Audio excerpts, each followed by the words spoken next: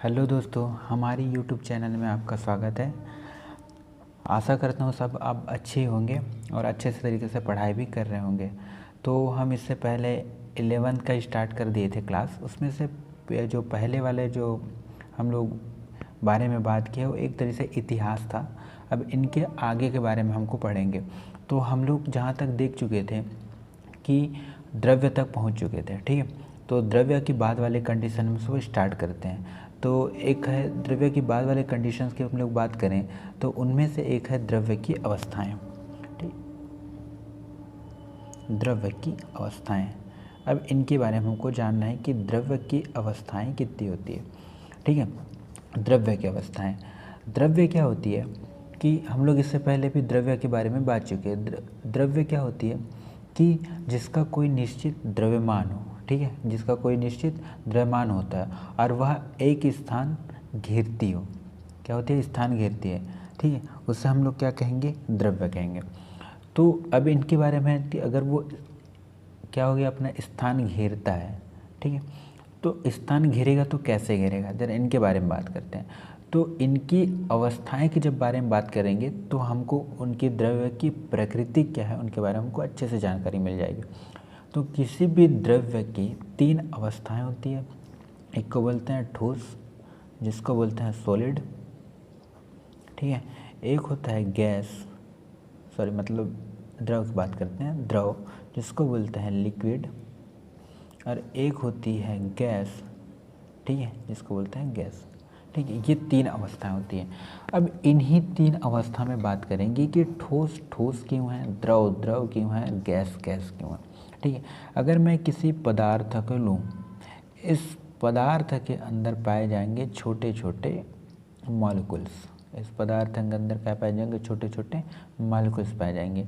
और ये मॉलिक्यूल्स होंगे वो एक दूसरे से ऐसे जुड़े रहेंगे जैसे एक दूसरे से चिपके हुए हैं, ठीक है। ऐसे गुच्छे पे रहेंगे और एक क्या होंगे? जुड़े रहेंगे, चिपके रहेंगे। तो ये दोनों को में जोड़ने का काम, इन दोनों के बीच में एक बल काम करता है जिसका नाम है अंतराण्विक बल, ठीक है।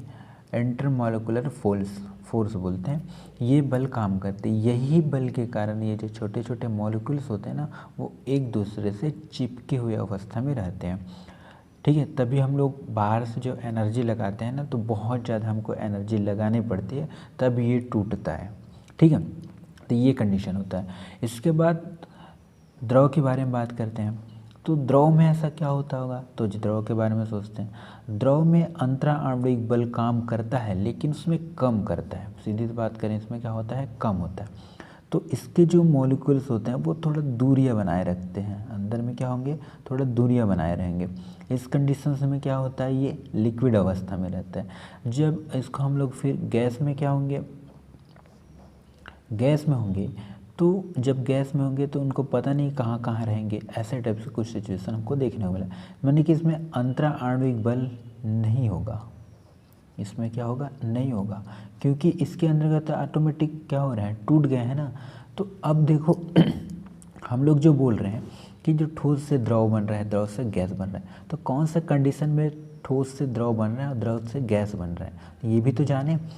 तो देखो, जब मैं इसको क्या कर देता हूँ, अधिक मात्रा में हीट कर देता हूँ या गर्म कर देता हूँ या गर्म कर देता हूँ, तो जैसे इसको गर्म करेंगे तो ये क्या होता है? अंदर में जो मॉलिक्यूल्स है वो क्या होता है? टूटने लगता है। ये छोटे छोटे मॉलिक्यूल्स क्या है, जब बहुत ऐसा नहीं थोड़ा सा गर्म करो, बट बहुत ज़्यादा हम लोग हीट करते हैं, तभी ये मॉलिक्यूल्स होते हैं वो टूटने लग जाते हैं। तो जब टूटेंगे हीट करने के पश्चात, तो वो धीरे धीरे लिक्विड अवस्था में चेंज होते जाते हैं, ठीक है। जैसे लोहा को हम लोग, जो लोहार होता है उसके पास जाके देखना बैठना, तो सबसे पहले वो गर्म करता है, उसके बाद उसका आकार देता है कि जैसे बनाना है उसके बाद बन। तो उसके बाद की कंडीशन है, सबसे पहले उसको हीट करना है, तो उससे क्या होता है? लचीला हो जाता है और रेड रेड दिखने लग जाता है। इससे पता ये चलता है कि जो लोहा को जब हीट करते हैं वहाँ के मॉलिक्यूल्स होंगे वो बाहर निकल गए हैं, ठीक है। और उसके अंदर अगर जो हीट है ना वो घुस गया है और वहाँ स्थिर हो गया है। तो ये रुके हुए अवस्था में रहते हैं और ये धीरे धीरे क्या उसके मॉलिक्यूल होंगे वो दूरियां बना कर, इसलिए वो कौन सा अवस्था में आ गए? लिक्विड अवस्था में आ जाते हैं, ठीक है। जब इसको फिर हम लोग क्या करेंगे, हीट करता हूँ या गर्म करता हूँ, तो वो फिर से क्या होता है, वेपर के रूप में बाहर उड़ने लग जाते हैं। ठीक है, वेपर के रूप में बाहर उड़ने लग जाता है इसकी अवस्था। ठीक है, तो इस अवस्था में क्या होता है कि हमको अंतराण्विक बल देखने को नहीं मिलता है। तो ऐसे कंडीशंस होता है द्रव की अवस्थाएं के। ठीक है, इसके अलावा दो और अवस्थाएं पाई जाती है, उन अवस्थाओं को मैं बता रहा हूँ। इसके अलावा एक होता है प्लाज्मा, ठीक है, तो एक होता है बोस-आइंस्टीन। ठीक है, बोस-आइंस्टीन। ये प्लाज्मा क्या होता है, इस प्लाज्मा को क्या करते हैं, अगर मुझे प्लाज्मा के बारे में बताना है तो प्लाज्मा क्या होगा, ये किसी मतलब ये द्रव की क्या है, चौथी अवस्था तो है। इनमें उच्च ताप पर जो आयनित होते हैं वो क्या होते हैं, गर्म होते हैं, मतलब गर्म आयनित होकर क्या होते हैं, गैसीय अवस्था में चेंजेस होते हैं। जैसे कोलाइडल को बोलूँ, ये कोलाइडिक को बोलूँ, ठीक है, कोलाइडल को बोलूँ, यकीन देखना, अगर मैं बोलूँ एक नमक है, नमक को लेते हैं पानी पे डालते हैं, तो नमक क्या है, सोडियम प्लस क्लोरीन, ये दोनों का मिक्स होते हैं। तो एक कंडीशंस में क्या है, इसमें आयंस हैं दोनों में, एक प्लस है एक माइनस है, तो दोनों क्या है, आयंस है। अगर पानी में बहुत सारा नमक डाल दो तो एक जेली टाइप से बन जाएगा, ये क्या होगा, जेली टाइप से बन जाएगा। तो ये जेली फॉर्म ही इनका प्लाज्मा होगी, इन्हीं को बोलते हैं हम लोग बेसिकली प्लाज्मा बोलते हैं। ठीक है, तो ऐसे कंडीशन किस में देखने को मिलते हैं, हमको प्लाज्मा में देखने को मिलता है। ठीक है, तो ये चौथी अवस्था, हमको ये अवस्था देखनी है। उसी तरह से बोस-आइंस्टीन होता है, ये पदार्थ की पांचवी अवस्थाएं होती है। अभी इनके बारे में उतनी जानकारी तो नहीं है, लेकिन ये पदार्थ की पांचवी अवस्थाएं ऐसा हमको बोलते हैं। ठीक है, तो ये कंडीशन हमको देखने को मिलता है। अगर उसी प्रकार अगर हम लोग कुछ अच्छे से समझते हैं तो मैं बोलूँ, अगर कोई ठोस है, इस ठोस को हम लोग गर्म करता हूँ, जब ठोस को गर्म करता हूँ तो किस में चेंज हो जाएगा, द्रव पे चेंजेस हो जाएगा। ठीक है, इसमें चेंजेस हो जाएगा द्रव में।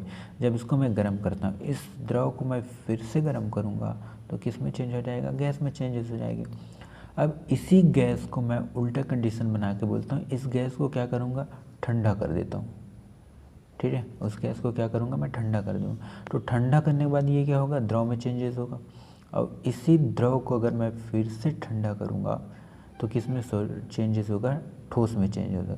तो ऐसे कंडीशंस को हम लोग क्या बोलते हैं, भौतिक अवस्था। क्या बोल रहे हैं इसको, भौतिक अवस्था। ये सारी जो क्रियाएं हो रही है ना, वो भौतिक अवस्था के अंतर्गत हो रहा है। ठीक है, तो ऐसे को बोलते हैं हम लोग भौतिक अवस्था। तो अब इनकी तीनों अवस्था, अब ऐसे क्या होते हैं, चलो तुलना करते हैं कि इनकी अवस्था में ऐसी क्या होती है। मैं बोलूँ पदार्थ है, ठीक है, पदार्थ की अवस्थाओं की तुलना, तो तुलना कैसे करूँगा, तो मुझे देखना है कि घनत्व होगा वो किसका ज़्यादा होगा। ठीक है, तो सबसे ज़्यादा घनत्व किसका होगा, ठोस का होगा। ठीक है, उसके बाद किसका होगा, द्रव का होगा। किसका होगा, द्रव। घनत्व में तो वही होगा ना, ठोस का होगा, फिर द्रव का होगा, उसके बाद लास्ट किसका होगा, गैस का होगा। ठीक है, लास्ट किसका होगा, गैस का होगा। अगर मैं इसी तरह आणविक में बारे में बात करूँ, आणविक बल के बारे में या आकर्षण बल के बारे में बात करूँ, तो सबसे ज़्यादा आकर्षण बल किसका होगा, ठोस का होगा। ठोस का होगा ना, ठोस का होगा। उसके बाद किसका होगा, द्रव का होगा। उसके बाद किसका होगा, गैस का होगा। ठीक है, ये आणविक बल इसका ज़्यादा। प्रसार किसका ज़्यादा होगा, प्रसार मतलब एक जगह से दूसरी जगह सबसे जल्दी फैल जाना, प्रसार, जिसे एक्सप्रेशन बोलते हैं, इंग्लिश से बोले तो एक्सपेंशन बोलते हैं। तो एक्सपेंशन तो सबसे ज़्यादा किसका होगा, तो तेज़ी से कौन फैलता है, गैस फैलेगा। फिर उसके बाद कौन फैलेगा, द्रव फैलेगा। फिर उसके बाद कौन फैलेगा, ठोस फैलेगा।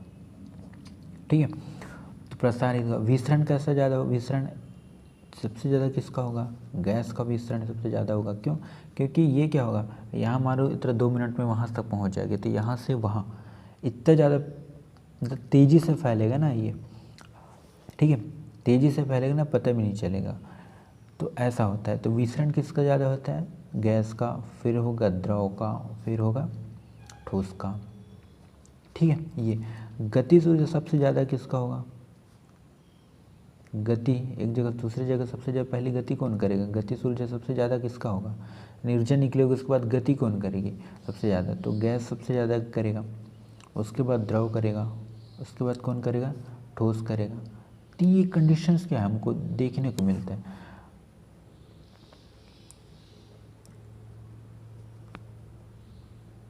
अंतराण्विक स्थान, स्थान किसका ज़्यादा रहेगा? गैस का रहेगा। अगर यहाँ पे खाली एक जगह है, रूम है, इस समय रूम में, इस रूम में सबसे अगर भरा है कोई चीज़ तो सबसे ज़्यादा कौन भरा है? गैस ही तो भरा होगा। ऐसा तो नहीं कि ईंट पत्थर आके रखा हुआ है, ऐसा तो नहीं है ना।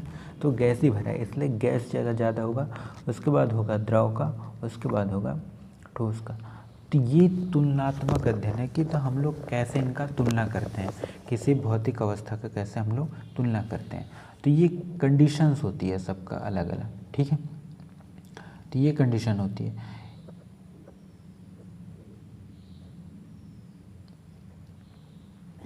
ठीक है, तो ये ठोस की अवस्थाएं थे, इनके बारे में अच्छे से बताना। इसके बारे में तो अच्छे से तुलना कर लेना, एक बार देख लेना, कि एक बार सोच लेना कि ठोस कैसे होगा, तब घनत्व ठोस का ज़्यादा होगा। क्यों? क्योंकि यहाँ भी तो ठोस है ना। देखो इसे मैं समझा रहा हूँ।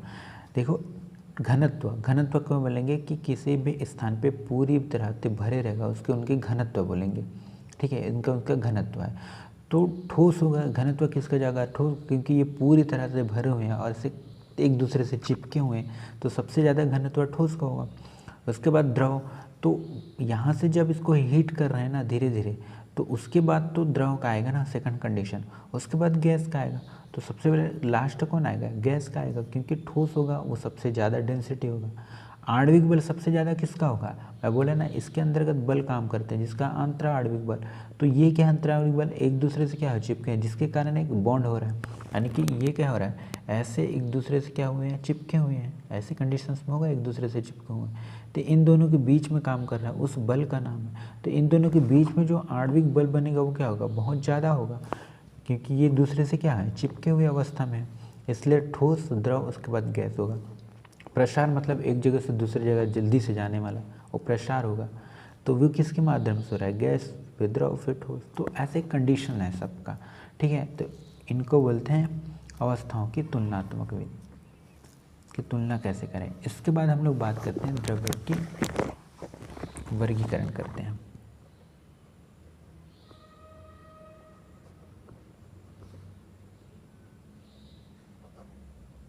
द्रव्य की वर्गीकरण, ठीक। जब द्रव्य की वर्गीकरण करते हैं तो वर्गीकरण कैसा होगा? अब वर्गीकरण, अगर द्रव्य के बारे में बात करें, वर्गीकरण कर रहे हैं, उसमें बोले शुद्ध पदार्थ और जो मिश्रण होगा ना,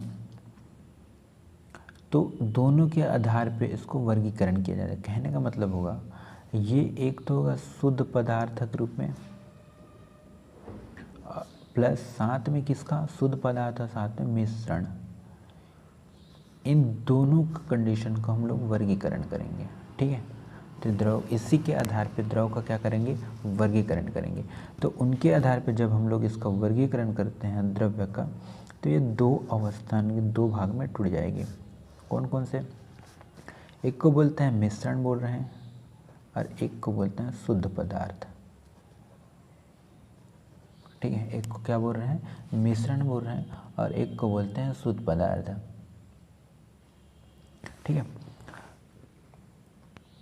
ठीक है, अगर मैं बोलूँ शुद्ध पदार्थ क्या होंगे, जरा इसके बारे में समझें। शुद्ध पदार्थ किसको कहेंगे? तो मैं बोलूँ, अगर मान के चल कोई संगठन कण है, यानी एक पदार्थ है, इस पदार्थ में इस जो बनने वाले पदार्थ हैं, जैसे ये, तो इसके अंतर्गत जो कण पाए जाएंगे वो कण होंगे। ये जो कण पाए जाएंगे ये क्या हो? शुद्ध हो। शुद्ध मतलब क्या? एक ही कण से सभी बने हो, यानी कि पदार्थ है। तो ऐसा आजकल तो मिक्स आ गया ना, सब कुछ स्टील में मिला हुआ रहता है, तो बर्तन क्या क्या जिसमें मिला हुआ रहता है, नहीं, ये एक ही किससे हो? पदार्थ के बने हो। सिर्फ उसके अंदर जो मॉलिक्यूल्स पाए जाएंगे वो भी शुद्ध होंगे और समान होंगे।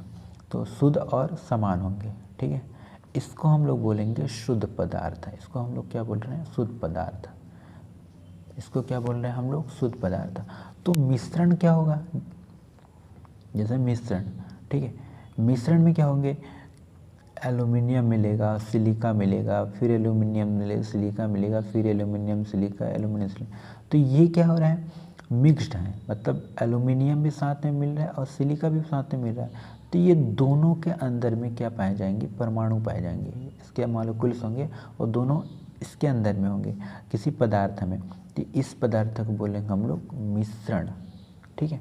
तो इनके आधार पे इनको दो भाग में और डिवाइड कर सकते हैं। तो इनके भाग में कैसे डिवाइड कर सकते हैं, जरा इसको देखते हैं। एक होता है समांगी मिश्रण, एक को बोलेंगे समांगी मिश्रण, और एक को बोलते हैं विषमांगी मिश्रण, ठीक है, ये होगा। और दूसरा, अगर शुद्ध पदार्थ को इसी पे बांट देते हैं तो शुद्ध पदार्थ कैसे बटेगा? एक को बोलते हैं तत्व और एक को क्या बोलेंगे? यौगिक, ठीक है। एक को बोलेंगे तत्व और एक को बोलेंगे यौगिक।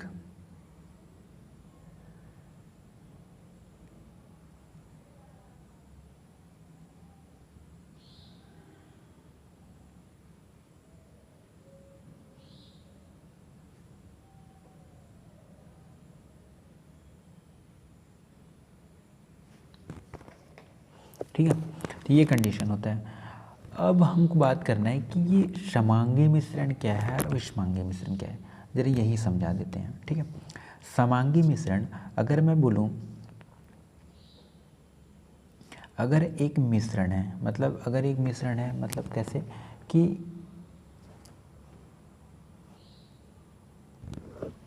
ठीक है, समांगी की बात करते हैं। अगर मैं बोलूँ समांगी मतलब क्या होगा? अगर मैं बोलूँ किसी विलयन में अगर मैं बोलूँ इस विलयन में जो शक्कर, मैं दो चीज़ ले रहा हूँ, अगर इसमें पानी लिया और एक में शक्कर लिया, ठीक है, अगर पानी और शक्कर की मात्रा अगर समान हो, ठीक है, जितना पानी हो उतना ही शक्कर की मात्रा हो, तो उस कंडीशन को बोलेंगे हम समांगी मिश्रण, ठीक है। अगर इसका एग्जांपल लेता हूँ, अगर एक क्या हो? शक्कर हो और एक में क्या हो? पानी हो। अगर दोनों की मात्रा अनफिट हो, यानी कि इसका मात्रा कम इसका मात्रा ज़्यादा हो, तो इस कंडीशन में क्या होगा? विषमांगी मिश्रण होगी, ठीक है। इस कंडीशन में बोले होंगे विषमांगी मिश्रण। तो देखो, अब एग्जांपल चाय बनाते हैं ना, तो चाय बनाते हैं तो क्या होता है? वो विषमांगी मिश्रण में आता है। क्यों आता है? क्योंकि चाय पत्ती और पानी और शक्कर, ये क्या होता है? डिफरेंट। ऐसा नहीं कि जितना पानी की क्वांटिटी है उतना ही क्या डाल दें हम लोग? शक्कर डाल दें, तो ऐसा में तो चाय ही नहीं बनेगा, चाय की जगह मीठा पानी बन जाएगा। तो इस कंडीशन में क्या है? ये विषमांगी मिश्रण के तरीके से हम लोग मिलाते हैं। तो ये होता है विषमांगी मिश्रण। अब तत्व के बारे में बात करें, ठीक है, तत्व के बारे में बात करें तो तत्व क्या होती है, ठीक है। तो शुद्ध पदार्थ के बारे में माना कि जो शुद्ध पदार्थ होंगे वो क्या होंगे? उसमें जो पाए जाने वाले जो भी कण होंगे या मॉलिक्यूल्स होंगे वो समान होंगे। तो तत्व और यौगिक, तत्व में क्या होगा? तत्व वे होंगे जिसमें एक ही प्रकार के अणु विद्यमान रहते हैं। इनके अंदर क्या होगा? एक ही प्रकार के अणु विद्यमान होंगे। जैसे अगर मैं बोल रहा हूँ एक प्रकार के अणु क्या होंगे? विद्यमान रहेंगे। तो जब एक प्रकार के अणु विद्यमान रहेंगे तो कहने का मतलब, अगर हाइड्रोजन्स बोलूँ, ये हाइड्रोजन्स है, ये भी हाइड्रोजन्स है, ये भी हाइड्रोजन्स है, तो ये हाइड्रोजन्स होंगे किसी पदार्थ में रहेंगे तो एक ही प्रकार के होंगे। जैसे हाइड्रोजन है, ये भी हाइड्रोजन, ये भी हाइड्रोजन। तो ओनली इसमें क्या हो रहा है? एक ही एलिमेंट है, ठीक है, एक ही प्रकार के क्या है? अणु परमाणु इसमें प्रेजेंट रहेंगे। उसको बोलते हैं हम लोग तत्व, ठीक है, उसको बोलेंगे हम लोग तत्व। तो तत्व होगा। अब यौगिक किसको बोलेंगे? मैं बोलूँ अगर हाइड्रोजन्स भी है तो साथ में ऑक्सीजन्स भी है, ठीक है, ये दोनों को मिक्सचर्स को हम लोग बोल रहे हैं। अगर ये H2 है, दो हाइड्रोजन्स है, और इनके मिक्सचर्स को बोल रहे हैं O, तो मिक्सचर्स हो रहा है तो इसको बोल रहे हैं हम लोग H2O। तो इससे जो अणु परमाणु से जो बनते हैं या जो आपस में मिलते हैं उसके द्वारा जो मिलन को बोलते हैं हम लोग यौगिक, ठीक है। उसके मिलने की कंडीशन को हम लोग बोलेंगे यौगिक बोलते हैं। तो जैसे इसको समझते हैं, ठीक है, जरा समझते हैं क्या होता है। मैं जो बोल रहा हूँ उनके बारे में समझते हैं। मैं बोला अगर हाइड्रोजन्स है, helium, lithium, beryllium, boron, carbon, nitrogens, oxygens है, ठीक है, ये कंडीशन। अगर मान के चल मैं बोलूँ ये एक प्रकार के परमाणु हैं, ये क्या है, एक प्रकार के परमाणु हैं, या सिंपल से बात बोलूँ एक परमाणु है। अगर मैं इसके साथ अगर मैं लिख दूँ 2 हाइड्रोजन, इनके साथ क्या हो रहा है, एक हाइड्रोजन्स मिल रहे हैं, इनके साथ एक हीलियम मिल रहे हैं, lithium, beryllium, boron, carbon, nitrogens, ये ऑक्सीजन्स।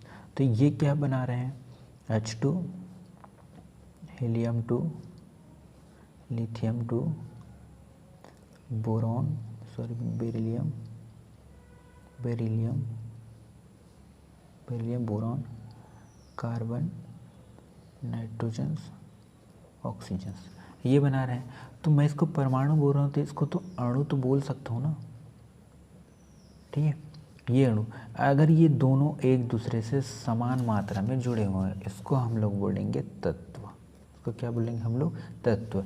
अगर इन्हीं के साथ मैं किसी का रिएक्शंस कर रहा हूँ, जैसे इनके साथ रिएक्शंस कर रहे हैं O2 के, तो ये क्या बन गया, पानी बन गया H2O, ठीक है।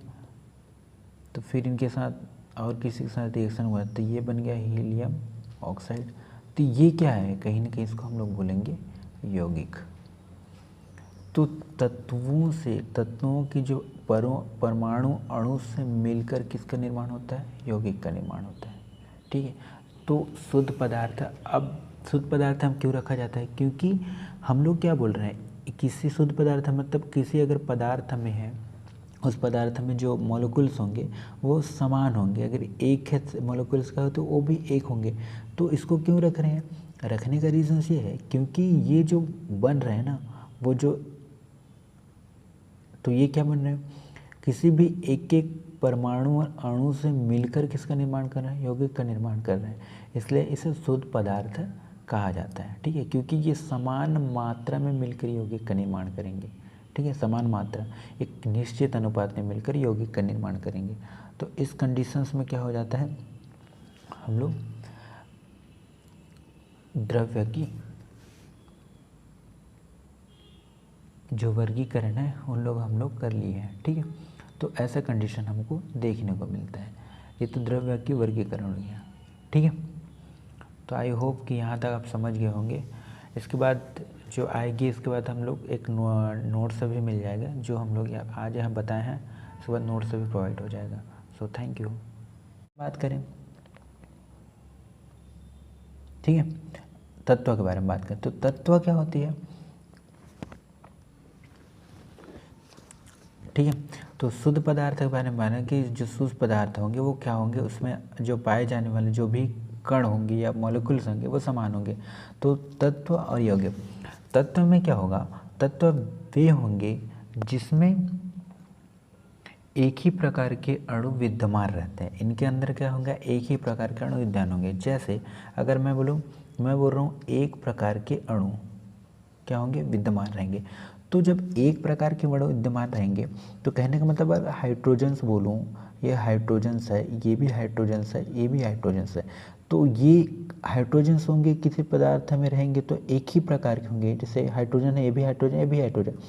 तो ओनली इसमें क्या हो रहा है, एक एक ही एलिमेंट है, ठीक है, एक ही प्रकार के क्या है, अणु परमाणु इसमें प्रेजेंट रहेंगे। उसको बोलते हैं हम लोग तत्व, ठीक है, उसको बोलेंगे हम लोग तत्व। तो तत्व होगा। अब यौगिक किसको बोलेंगे, मैं बोलूँ अगर हाइड्रोजन्स भी है तो साथ में ऑक्सीजन्स भी है, ठीक है, ये दोनों को मिक्सचर्स को हम लोग बोल रहे हैं। अगर ये H2 है, 2 हाइड्रोजन्स है और इनके मिक्सचर्स को बोल रहे हैं O, तो मिक्सचर्स हो रहा है तो इसको बोल रहे हैं हम लोग H2O। तो इससे जो अणु परमाणु से जो बनते हैं या जो आपस में मिलते हैं उसके द्वारा जो मिलन को बोलते हैं हम लोग यौगिक, ठीक है। उसके मिलने कंडीशन को हम लोग बोलेंगे यौगिक बोलते हैं। तो जैसे इसको समझते हैं, ठीक है। ज़रा समझते हैं क्या होता है, मैं जो बोल रहा हूँ उनके बारे में समझते हैं। मैं बोला अगर हाइड्रोजन्स है, helium, lithium, beryllium, boron, carbon, nitrogens, oxygens है, ठीक है, ये कंडीशन। अगर मान के चल मैं बोलूँ ये एक प्रकार के परमाणु हैं, ये क्या है, एक प्रकार के परमाणु हैं, या सिंपल सी बात बोलूँ एक परमाणु है।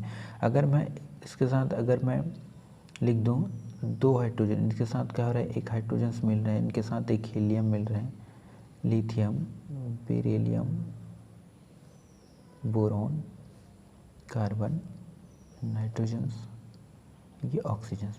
तो ये क्या बना रहे हैं, H2, helium 2, lithium 2, boron beryllium,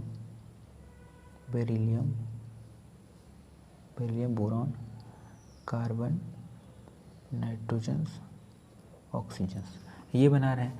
तो मैं इसको परमाणु बोल रहा हूँ तो इसको तो अणु तो बोल सकता हूँ ना, ठीक है। ये अणु, अगर ये दोनों एक दूसरे से समान मात्रा में जुड़े हुए हैं, इसको हम लोग बोलेंगे तत्व। इसको क्या बोलेंगे हम लोग, तत्व। अगर इन्हीं के साथ मैं किसी का रिएक्शंस कर रहा हूँ, जैसे इनके साथ रिएक्शंस कर रहे हैं O2 के, तो ये क्या बन गया, पानी बन गया H2O, ठीक है। तो फिर इनके साथ और किसी के साथ रिएक्शन हुआ तो ये बन गया हीलियम ऑक्साइड। तो ये क्या है, कहीं ना कहीं इसको हम लोग बोलेंगे यौगिक। तो तत्वों की जो परमाणु अणु से मिलकर किसका निर्माण होता है, यौगिक का निर्माण होता है, ठीक है। तो शुद्ध पदार्थ, अब शुद्ध पदार्थ हम क्यों रखा जाता है, क्योंकि हम लोग क्या बोल रहे हैं, किसी शुद्ध पदार्थ मतलब किसी अगर पदार्थ में है, उस पदार्थ में जो मॉलिक्यूल्स होंगे वो समान होंगे। अगर एक है मॉलिक्यूल्स का तो वो भी एक होंगे। तो इसको क्यों रख रहे हैं, रखने का रीज़न ये है क्योंकि ये जो बन रहे हैं ना, वो जो, तो ये क्या बन रहे हैं, किसी भी एक एक परमाणु और अणु से मिलकर किसका निर्माण कर रहे हैं, यौगिक का निर्माण कर रहे हैं। इसलिए इसे शुद्ध पदार्थ कहा जाता है, ठीक है, क्योंकि ये समान मात्रा में मिलकर यौगिक का निर्माण करेंगे, ठीक है, समान मात्रा, एक निश्चित अनुपात में मिलकर यौगिक का निर्माण करेंगे। तो इस कंडीशंस में क्या हो जाता है, हम लोग द्रव्य की जो वर्गीकरण है उन लोग हम लोग कर लिए हैं, ठीक है। तो ऐसा कंडीशन हमको देखने को मिलता है। ये तो द्रव्य की वर्गीकरण हो गया, ठीक है। तो आई होप कि यहाँ तक आप समझ गए होंगे। इसके बाद जो आएगी, इसके बाद हम लोग एक नोट्स भी मिल जाएगा, जो हम लोग आज यहाँ बताए हैं, उसके बाद नोट्स भी प्रोवाइड हो जाएगा। So thank you.